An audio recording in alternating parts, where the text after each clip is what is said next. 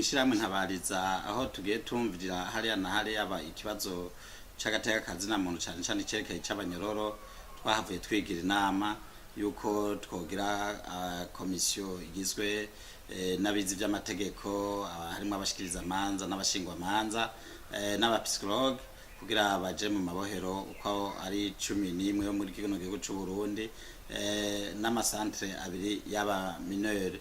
Rero igikorwa bagiye gukora no kuraba ukuntu abanyororo babayeho n'ukuntu amadosiye yabo yotera imbere.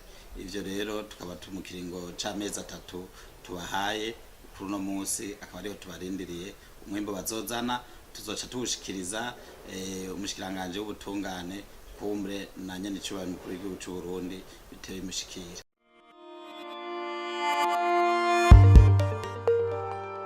Ico gituma twashinzeho uwo mugwi kuko tubivuze neza urashobora kwitwa umuntu wese arashobora kukubwira ugiye mu munyororo nk'ivyo twabonye umuntu mubajije nta wemera ati nzira nuwo yarivye nta kwemera ko yivye cyangwa nuwo yaragize viol avuga ko bamubeshera. Ariko nico gituma twashizeho uwo mugwi urimo abapsikologe n'abayize amategeko kugira abari bazotanga ukuri kwimvaho tuzomenya. Rero ico gihe baheje kubidushikiriza tubishikirize mwebwe nyene tuzobamenyesha makuru n'abarundi n'amakungu.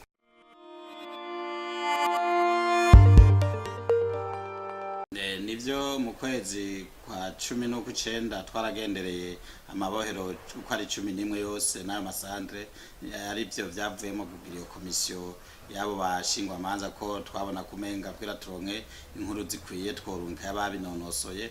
Ivyo twabonye abanyororo bararenza urugero byo gufungura navyo sikirenga na magarama 300 kandi bagafungura rimwe ku munsi. Ikindi twabonye kutaburana ku gihe ugasanga umuntu aramaze igihe kinini ataburana. Ivyo rero hanina nivyo vyateye umutima hagati Ishirahamwe Ntabariza arivyo cyatumye dufata iyo ngingo yuko twoshikiriza abarundi n'amakungu ivyashikirijwe n'abafite ubuhi.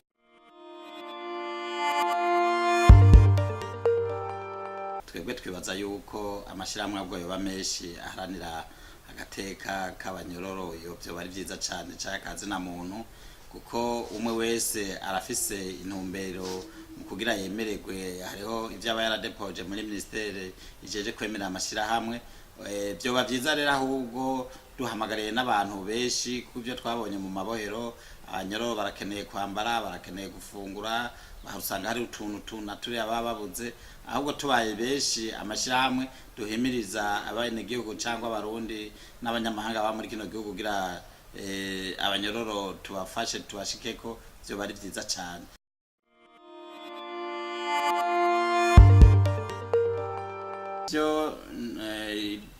Iryo tegeko rishigwaho baciye bagira intara ya mbere pilote twavuga bashizemo ico gikorwa cy'uko hoba imirimo mfungura simbura gipfungo biri mu ntara ya Ngozi muri rya behoro nyene rikuru rya Ngozi.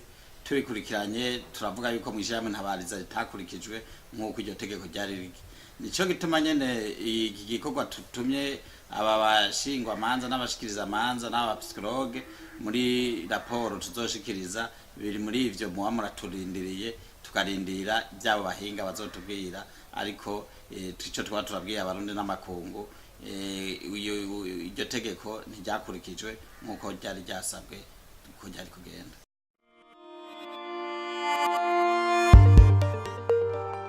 Mwishirahamwe Ntabariza twarashizeho uburyo bw'uko abavuye mu mabohero turiko turagendera mu mabohero nyene twasanze abama bapfungwa benshi arabahozemo. Byumvikana ko ari benshi basanga baravanyeyo bya bindi byo kurinda ntaco nabaye n'ubundi nzosubirayo ntaco nzoba. Rero ivyo nivyo dushaka kubakuramo. Twari twipfuje ko mu misi za dufatikanije n'umushikiranganje wo gufatana mu ndajero agateka kazina muntu hano mu Burundi twarimviye ko igihe abanyororo bazo bariko barataha tuzobanza kubacisha mu ruganda rwo mu kiringo c'amezi 2 cyangwa 3. Rero muri Ntabariza twaravuze yuko twashaka kubaka ikigo ca mbere Ingozi, Bujumbura n'Igitega, ibigo bitatu kuvuga yuko abavuye muri ayo mabohero bobanza bagaca mu ico kigo kugira tubigishe ivyo gukunda igihugu cyangwa no gukunda imiryango no kubana n'abandi bantu